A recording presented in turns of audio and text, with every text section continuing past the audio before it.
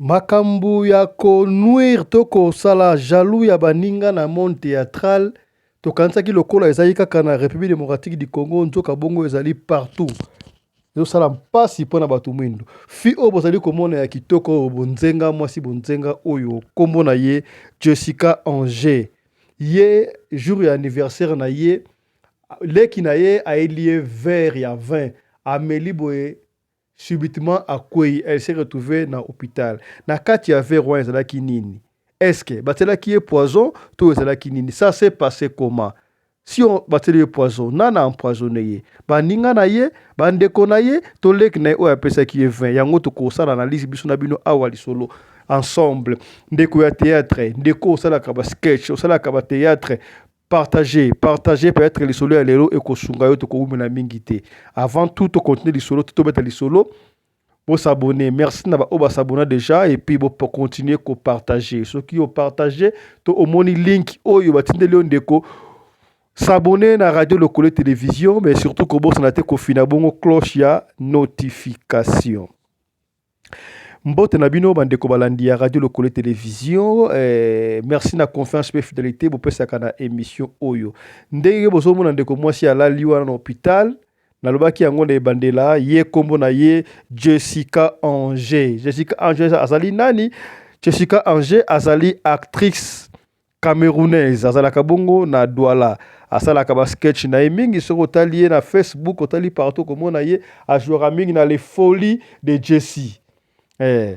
Kombi ya sketch o basalaka to ba pièce théâtrale ba comédie basalaka ezali les folies de Jessie. Alors Jessie comme toute autre fille aza youtubeuse, aza tiktokeuse, asalaka ba série pe na Cameroun ba camerounais belé ba yebiye. Alors qu'est-ce qui s'est passé? Semaine passée, à Zalaki na anniversaire na ye, comme toutes les autres filles, boyebi et surtout ba celebrity à niveau la bango, tout à niveau nyo surtout, ceux qui ont un anniversaire, à Salakaba de lire. D'ailleurs, ceux qui ont une page Facebook na ye, Jessie Anger officiel, a annoncé qu'il y a un anniversaire na ye, à Salaki ba invité na ye bayaki, ba tu bayaki ya marque na marque. Alors, ndenge fait anniversaire zalaka Jessie abengisaki b'invité bazoko lia bazoko mela tangu babandi présentation pardon pendant que batu bazolia avant kutu bakata cake. Donc gâteau pena ya anniversaire zalaki wana avant bakata gâteau anniversaire wana. Donc Jessie telemaki na podium après ko présenter Jessie voilà ba tangi biographie na ye kaka ndenge salamaka bongo na ba fête anniversaire. Alors, pendant que bande ko servir ba pesa ye mweloko 20 amela pendant présentation wana mutu yaki na 20 wana atiela ye to pesa ye na verre ya 20 de bozomo na wana waji sasa kwei eza leki na ye. Donc leki na ye propre do aye apesi ye verre ya 20. Tangu Jessie amelika ka 20 wana boye mbala moko Jessie akwei. Jessie wana tala mwasi kitoko wana Jessie azali en billet na Twin Family ba collection Twin Family mikolo ya été yango wana nde Jessie alataki. Donc Jessie collabore aussi na Twin Family Fashion oyo head office azali bongo na Afrique du Sud. Bilama Jessie alati wana azali Twin Family. Alors tangu leki ya Jessie awa tangu Jessie azali na salon zo bongo sasuki na ye pour na anniversaire. Tangu Jessie amelika ka vers moi 20 ans mwana omoni Jessie tangu amelika moi viyo ateli makiwana.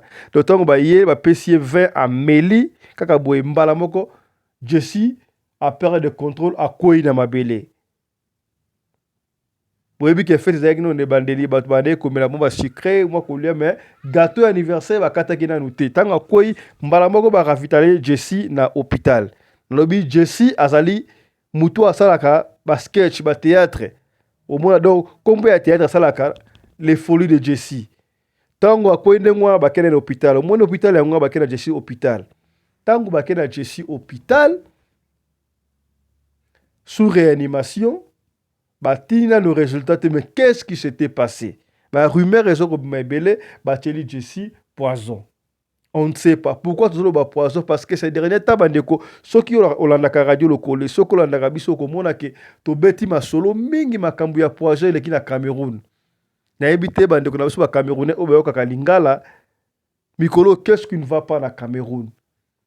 Dernièrement tote kobete la bino lisolo bandeko oyo basaki poison na biloko ya kolia na fête ya mariage. Plus de 30 personnes bakufaki y compris ba marié.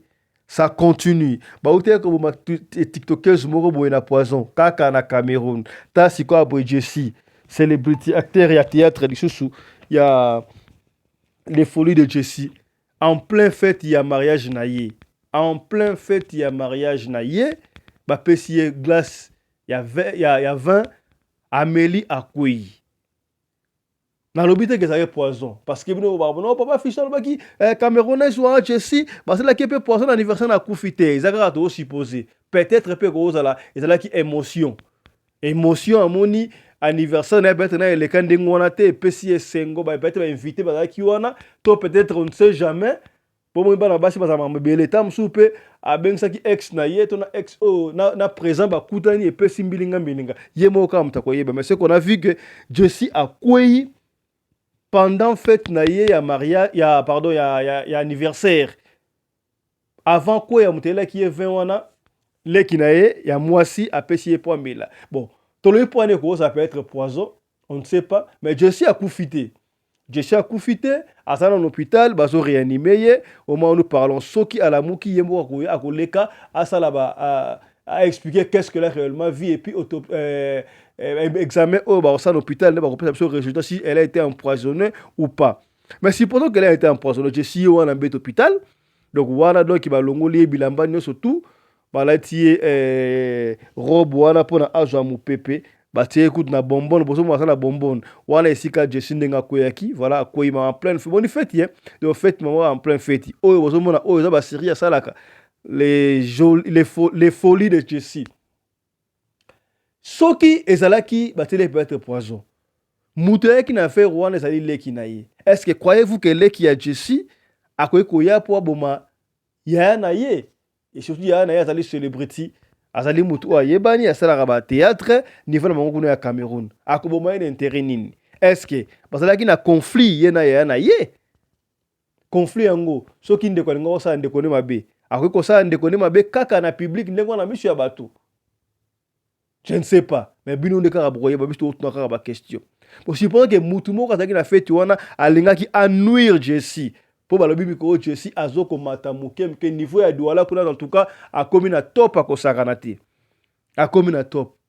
Est-ce que baninga na ye ya théâtre, baninga na ye ya lisano, bayaki te par mégarde na yebite qu'est-ce qui s'est passé ou soit mutu moko atela qui est déjà poison a servi parce que vin ngo baye na ngo zatke baye na vin mafungoli le champagne ba fungola ba tiela été leki na ye na verre na suta na plateau boy apesi bon leki na ye azoki verre wana cuisine aye na ngomba la mako to ba servante ba to ba servaka wana ba protocole mutu mo akopere de na protocole moko atie mo eloko et puis apesi leki na ye akende kopesa Jesse pour la Jesse a na confiance à Mela et surtout que mikona Cameroun les ma poison on ne sait pas.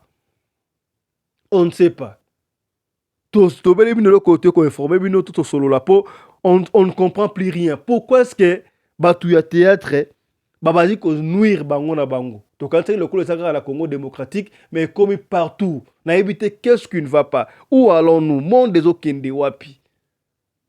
Est-ce que succès à moninga, ce que moninga comme la succès, batu bandi ko yeba ye. Et ça est sengo ya monde à théâtre, et ça est sengo ya bino nyonso tout. Balobara chaque chose a son temps. Chaque homme aussi a son temps. Na ban domaine nyo surtout na bale to mona ba roi Pelé ba Renia ba Maradona ba Ekoya ba Messi ba Kesiko ba Ronaldinho et ba Mbappé so Mbappé pa Ekoya. Na domaine tout za ndenge wana musique ba Grand Calais ba Banda tiko to pa na ba faire na ba hérité ba inoso ba bimi. Na ba journalisme ndenge ba animation culturelle mutu na mutu ala na époque na ye soki mundinga mikolo na succès ko antate que non à l'équipe non et ça grâce à Dieu et Pessameli tu dois te battre bosser dur pour yope au élever niveau et tant na ope ko koma mais ya kotana ka ba poison boyi et ça la malamu te tala ba nungu nungu to ka tchekwa uti ko kufa et par ceux qui ba empoisonné on ne sait pas leki ya matondo météo ça dans un hôpital donc et ça on ne comprend pas qu'est-ce qui se passe là, qu'est-ce qui se passe donc ça malamu te bandeko soki mutu akomi na succès mutu bazali kotanga kombo na yo ezali esengo yo mpe bunda mpo lobi mpe batanga kombo na yo me akotaka eloko mpo na konuire moninga soki moninga anuire onuire moninga sikoyo ozwa nini tala moninga c'est botindeka lali na hôpital ndenge ayebi te babanda kopublie presque moto akala boye kosala bien te jesi mwasi kitoko bonzenga camerounaise tala ta ya mwasi awa en plein scénario hein? En plein scénario epesi pasi mais jesi heureusement akufi te jesi akufi te bazo réanime ye soki quelque chose est produit tokozonga lisusu mpo te informe bino suite ya jesi epesi pasi toyeka kote ya bino ndeko non seulement bata théâtre bino bato botelaka bato poison to bino bato bomaka baninga bomona yango ndenge nini est-ce soki moninga aza na succès obomi ye est-ce succès na ye ekoma ya yo succès na ye ekoma ya yo to mibali ne bakokoma mibali na yo bosaka mibali ne bakokoma mibali na yo mais siko mbongo na ye to bozwi na ye ekoma ya yo okozwa nini okozwa eloko moko te totika makambo wana et puis totika makambo bikota kota mpona kosala succès non le secret à succès sala kaka musala na yo très bien sala musala na yo très bien tango na yo koka okozwa succès na bato bakoyeba yo et puis ça va aller et puis si passe to soki awa lelo to ya kobetela isolo ya Jessie Angers aza bongo actrice ya les folies de Jessie asala yango na chaîne na mongo kuna donc portez-vous bien. Jusque là to pesi matondo merci na mama Rina Umbi coordonnatrice ya Radio Lokole Télévision na Radio Lokole Télévision D to kutana susu prochainement pour la numéro sur Radio Lokole Masolo portez-vous bien ciao.